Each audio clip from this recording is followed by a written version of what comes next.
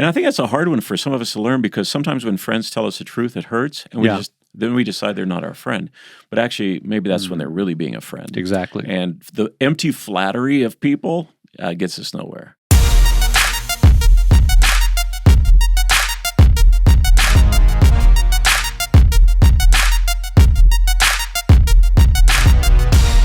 Hey, everybody. This is Think Global. My name is Tim Davis, and I am joined again in the studio with Jonathan. Jonathan. Oh, I'm here. Nice to see you, man. How are you doing? I'm great. How are you? I'm doing well. Man, it is hard to believe this is March. Yeah. Wow. We're here. It is the first or the month with the first day of spring coming up on March the 20th. Gosh, I can't wait. I believe it's at 5 p.m., maybe 5:24 p.m. it starts, and the first full day of spring is the 21st. So anyway, we're a few weeks away, so I'm excited, man. Greener, I'm warmer. more excited for daylight savings to start. That'll be nice. Do you know when that is? I can't remember. March 12 maybe, or somewhere in that range. All right. Yeah, that'll be nice. Yeah. But man, spring is one of my favorite times of the year because, snow melts, things begin to get warmer, the days are longer, the green up is incredible. Yep. I love that. I love getting out, fertilizing my lawn, doing everything you can to make everything look beautiful and lush. It's a great time. Anyway. It is. So happy spring, everybody, just a few weeks ahead of time. And again, this is Think Global. And just a reminder that Think Global is all about where the world is your home, where strangers become friends and friends become family, which leads us, John, to the topic of our conversation today, and maybe for the weeks to come. Yeah, well, we wanted to kind of take that theme and unpack it a little bit around life principles. And the principle we want to talk about today is friendship. Right. What does that mean when we say strangers become friends and friends become family? That's right. It's catchy. It's nice. Cute. Cute. But what do we mean when we talk about friendships? Yeah. And so we pulled some thoughts and we want to talk about it. Yeah. A little caveat to that is you and I are not trying to be experts here. We're trying to create conversation. And we both lived long enough to know that we've had friends, and we know what friendship is about and sometimes what friendship is not about. But we're just trying to create a conversation and to have some teasers on our brains and our hearts just to make us better in the realm of being a friend. Yeah, and I think just like us talking about it prodded me to think about friendships in my life, friendships I've had in the past. We hope that happens the same to our listeners, is that it's not to answer all the questions, but it's to begin to think, well, what does friendship mean to me, and how can I be a better friend, and who are my friends that I can really count on and rely on in life? So, and a lot of us have, a lot of us out here, we make assumptions. We know what there is what it means to be a friend. Yeah. What it means to have friends, but we've really never seriously thought about it and the implications on us personally when it comes to friendship. All right. So we're going to talk some numbers first of all. John, let's talk about those numbers as it relates to friends and friendship. Maybe we can call these practical numbers. We can call them simple numbers, but it's actually quite interesting. Yeah, we're not experts, but somebody is. Yes. And so somebody kind of let's quote the experts. They kind of did some science around this of spending 40 to 60 hours with someone within the first 6 weeks of becoming an acquaintance. Yes. Is what helps move that person from acquaintance to a closer friend. Right. 40 to 60 hours within the first 6 weeks. Right. It's pretty incredible. It is incredible. That's a lot of time if you think about it. But yes. We really didn't dive too much into it, but I'm curious what happens if you prolong it beyond 6 weeks. I guess it just takes longer to become that close friend. Well, in fact, that's where the experts go because they say it takes about 80 to 100 hours to become more than a casual friend. Did I say close friend? I meant casual friend. Okay, You're right. Okay. 40 to 60 to become a casual friend. And beyond that to become a close friend. 80 to 100 hours to become a closer friend. But I like what they said when they said, so friendships, unsurprisingly, tend to form in places where people spend a lot of their time anyway, like work, school, church, extracurricular activities. Yeah. So, because friendships take time, the question is, where do we spend time? And most likely, we're going to find friends in those places. Right. So that's kind of cool. Yeah. I like what they've done there. Yeah. All right. So levels of friendship. Let's talk about levels of friendship and some interesting statistics on this, John. Go for it. Yeah. Well, the average person has 600 acquaintances. All right, that's a lot, man. How's that possible? I think it's just Facebook friends, Instagram friends. Yeah. I'm using friends in air quotes. Yes. They're acquaintances, Right. And I think that's probably a fair number. Yeah. I mean, if you think about people you went to high school with, Right. people you went to college with, Right. People you've met along the way in different circumstances. Right. Yeah, sure, 600. Yeah, and it doesn't mean you remember their name, right? No. Okay. You don't have to remember their name, but maybe you're looking at Facebook and something pops up.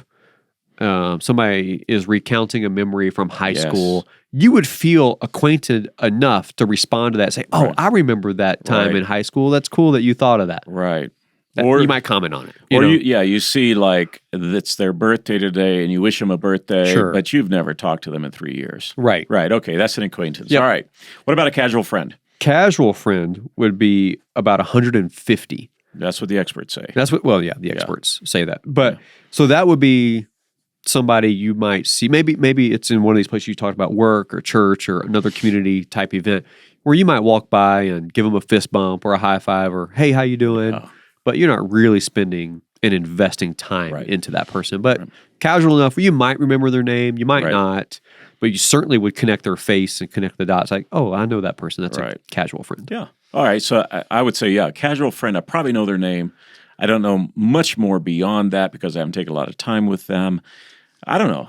One of these days, I'd be curious to know, like, how many names can we remember? The average person. I know there are brilliant people out there. They can remember a lot of names. Yeah. Lynn, my wife, she can remember a lot of names. That's just what she does. That's her shtick. Right. I don't remember as many as her, but I do work at it, and I try to, create little, things that help me remember names. But anyway, so 150 casual friends that you would fist bump with, but maybe not go out to lunch with. Sure. All right.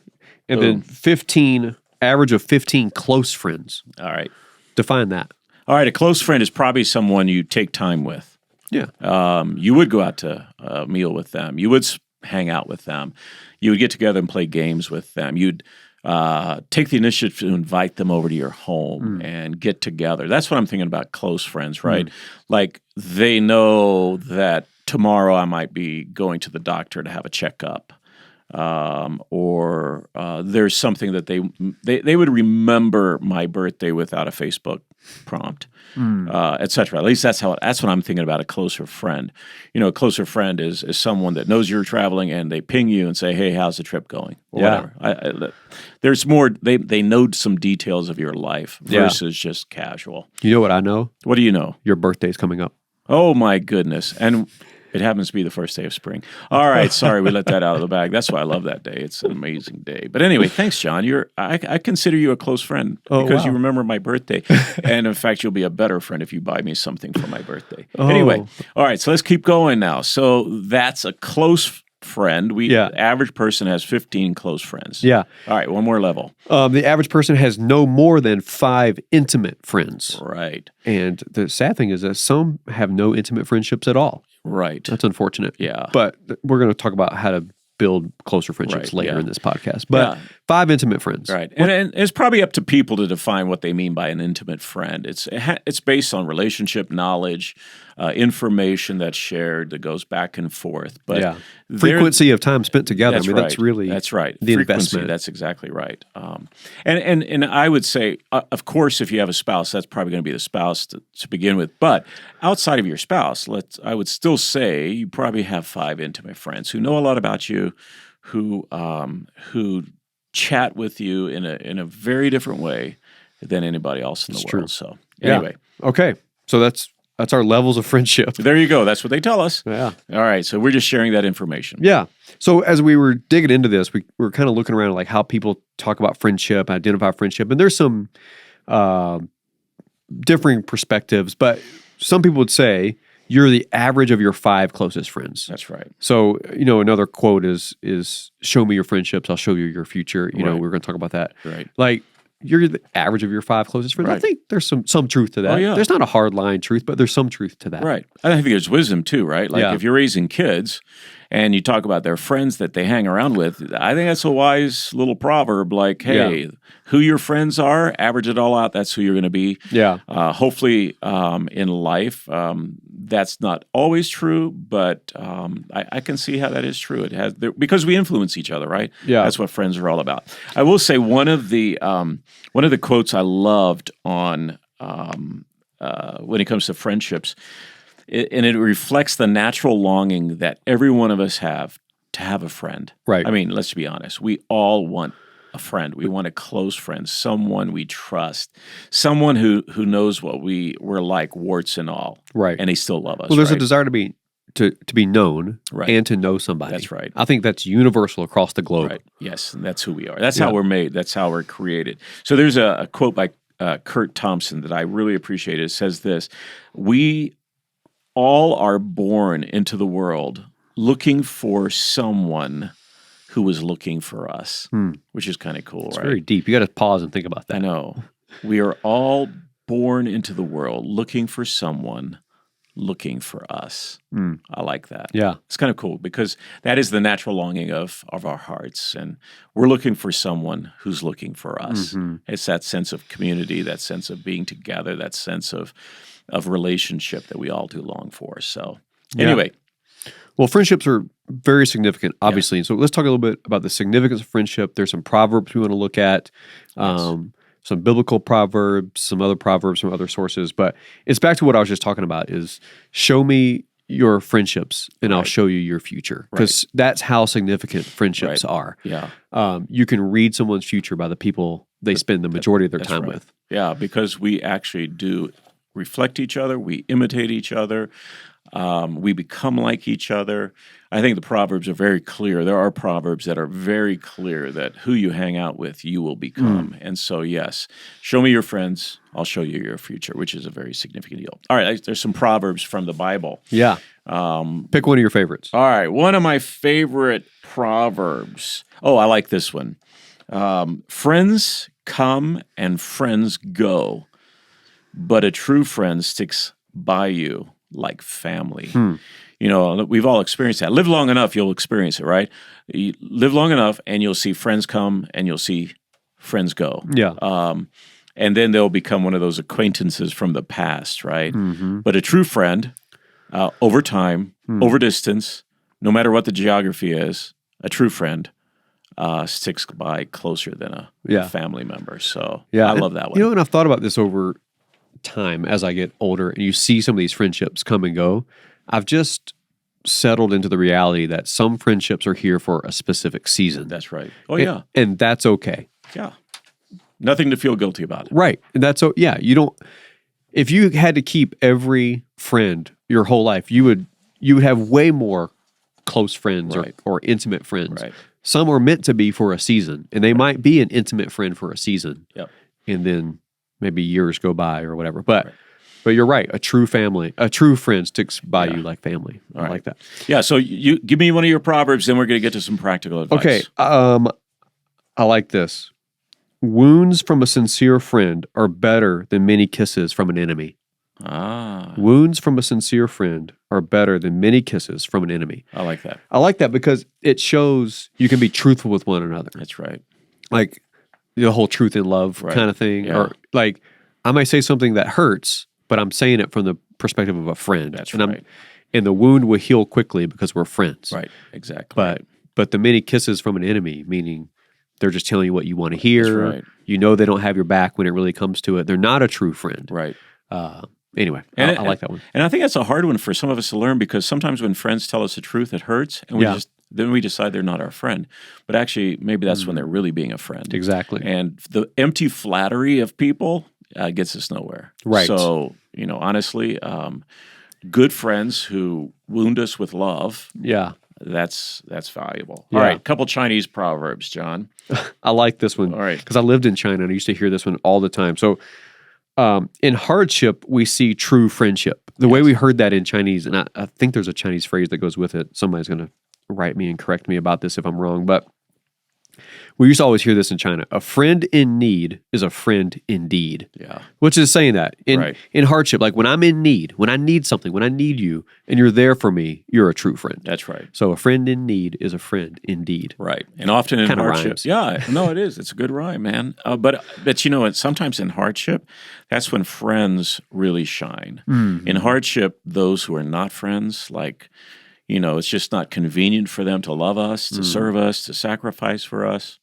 You won't see Yeah. them. Yeah. So that's all about. All right, and one more Chinese proverb: numerous friends means no deep friendship. That's practical. Yeah. You know, if you're saying you have 150 friends, you probably have zilch when it comes to deep friendships. Right. So, Right. You don't want to be a mile wide and an inch deep. right. And the older you get, you realize the real value is being a bit wide, but really, really deep. That's right. With a few people. Yeah, we need the depth. Yeah. All right, let's go to some practical advice. All right, so Okay. we're gonna wrap this Okay. podcast up with this because I think this is where it gets fun. Like, actually, yeah. let's talk about this, and Okay. then we'll knock it out of the park. Okay. So what does it mean to be a good friend? right. We brainstormed, talked about 5 tips for being a good friend. Right. Now, these are from us. Right. This is not like science. No, this is not science. This is just practical advice that as we thought about it, like, yeah, this makes sense. All right, Okay. number 1. Talk less, ask better questions. It's not all about you. That's right. Now, there is some research with that. And the research goes something like this. Research shows that approximately 40% of everyday speech is spent telling other people about our own experiences. So we spend almost half of our time in our conversations talking about ourselves. Wow. All right, that's a problem. Okay. That's why number 1 is important. Talk less, ask better questions. It's not all about you. And some people have this crazy way of when they hear a story of having to tell their own story that's a little bit bigger, that's a little bit more audacious, the and bolder. one-upper. That's what the one-upper, right? So, and you know what? Isn't it great to hang around people who talk less and ask great questions? John, I'm asking. I was trying to talk less. But I'm asking you a question. Come on now. I'm asking you a question. This is what it's all about. Oh, come on. Isn't that great? I think my only value here is the comedic break. Man, Anyway, you're good. Anyway, no, yes, you're right. I love that, and I felt this. I have a quick story. Yes. I was with a group of friends last week, new friends. I didn't know. I knew like one person at this table we were at somebody's house, and they were asking me questions. And then I went home and I felt awful because I realized, oh my gosh, I just kept talking about myself. And the truth is, maybe I did, maybe I didn't, but it was kind of went back to this. I wish I had asked them more questions. Tell me about your job, where you grew up, what you're like. But they were asking me, so I felt like I needed to keep responding. Right. But then I walked away thinking, gosh, I talked way too much about myself. Right. I felt like Terrible. it's not a good feeling. And it's awesome too. You like, even though you felt bad, there's an appreciation for that person because they asked questions Right. and they were curious. Right. Again, my wife shines in that area. I wish I was better. Yeah. All right, number 2. I like this one. Be proactive. Take initiative. John. I like this one because what you get a lot from people is, I don't have any friends. Right. Well, when's the last time you texted somebody or tried to give them a call? Well, they should call me. Right. They should text me. Well, maybe that's why you don't feel like you don't have any friends. But anyway, be proactive. Take the initiative. That's right. I think that's the burden of friendship is Yeah. that, okay, can we just be honest? People are going to let us down. Yeah. Even our best of friends will let us down.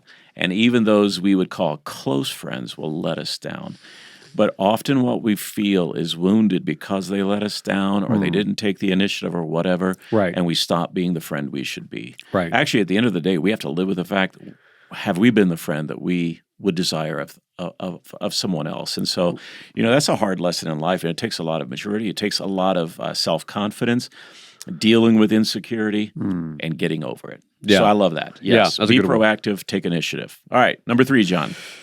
Adjust expectations. Don't expect people to fulfill roles in your life that they cannot. That's right. Wow. And that's often what we do. Yeah. We expect others to make us feel important. We expect others to make us feel loved. We expect others to make us feel and make up for whatever inadequacies we have or insufficiencies we have. At the end of the day, Others can't do that. Wow. Except God. Yeah. So a friendship to fill our own insecurity. I mean, that's destined for disaster. that's exactly right. I'd like to say it like this. It just pops in my brain. It's sort of like a tick on a dog's back. Oh my gosh. Number Serious. 4. No, it's a tick on a dog's back. The tick is not there for the dog. It's there for itself. Yeah. And too often that's the way relationships are. Our listeners Anyway. should know that did not just pop in your head. That's a Timism that's been around for a while. That just popped in my head. You didn't just make it up. No, though. I did not make it up. It's It's been- been around for a while. You use that one often. That's why Never be a tick on a dog's back. never be. All right. Okay. We have all these written down in a notebook somewhere that Oh, we're going to pull out. One day when I retire. Yeah. All right. All right. Number 4. Follow through. Yeah. Follow through. There are a couple of other proverbs that Okay. relate to that. Like this one says, reliable friends who do what they say are like cool drinks in sweltering heat. They're refreshing. I love that. Yeah. A friend does what they say they'll do. Mm. And I think that's what's saying. When you find a friend like that, that's refreshing on a sweltering hot day. Right. That's awesome. Yeah. Actually, I mean, let's just be honest. A lot of people say a lot and they never follow through. Right. Hey, we're going to get together. Hey, I'll reach out to you. Hey, I'll call you after that. Yeah. And we don't. Yep. And to be there during the hard times. I think you said a minute ago, it's not always easy. And so the follow through would be part of the deal you're making in a friendship is I'm going to be here through thick and thin, through the That's right. difficulties, true friends. Right. But it's when the hard times hit, Right. can you follow through and actually be Right. there for that person? And I was reading something the other day. Somebody was saying they were going through this hard time in life, and they told their friend, and it wasn't the whole like, well, do you want me to do something? Do you want me to be there for you? What do you need from me? They just woke up with a text that said, my flight lands at 9 p.m. Yep. Like they're going to be there for that Wow. person. That's cool. Like no asking. I love that. Yeah. That's actually taking the initiative. Right. That's a good one. Yeah. That's good. All right. One last one, number 5. Accept that if you want close friends, there will be conflict. There will be challenges because it's not always easy. Right. And didn't we talk about that a minute ago of the proverb of, let's see, what we're talking about. Oh, no, the Chinese proverb, in hardship we see true friendship. Yeah.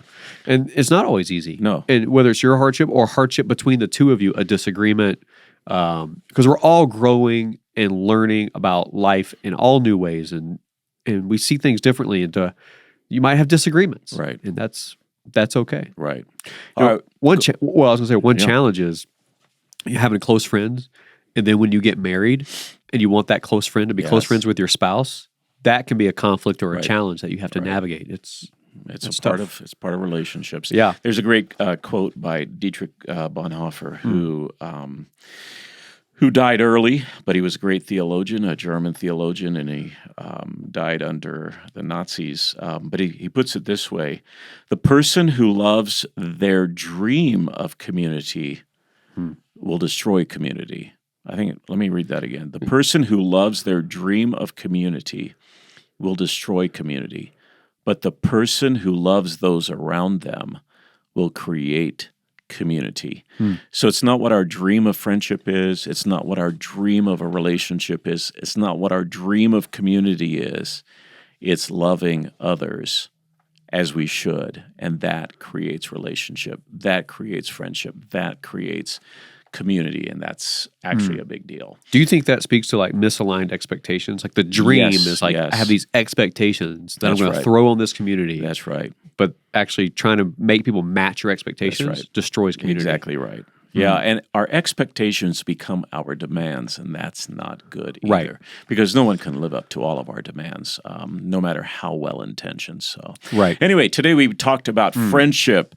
We've talked about what the experts have said as it relates to the statistics and the level of friendships. We've talked some proverbs. But I think most importantly, we've talked about just some specific action items as it relates to friendships. So, to you who are out there listening to this conversation, the only reason we've had this conversation is to create more conversation and thinking about what it means to be a friend. And so that's what our passion should be, our desire. That's what makes us actually, John, incredible citizens of planet Earth. Yeah. And helping us be, no matter where we live, to be the kind of people we should be as a friend. Yeah. So. I think it applies cross-culturally, applies within our own culture. All these tips apply no matter where you are in the world. Yeah. And at the end of the day, and by that what I mean is at the end of life, what really matters is we've invested in people. We've invested in friendships that matter forever. Anyway. All right, man. It's fun. That was good. All right. We will chat again soon in April, but until then, go out, be a friend, love others, and invest in people because that's what matters forever. Until next time, this is Tim and Jonathan. All right, out of here.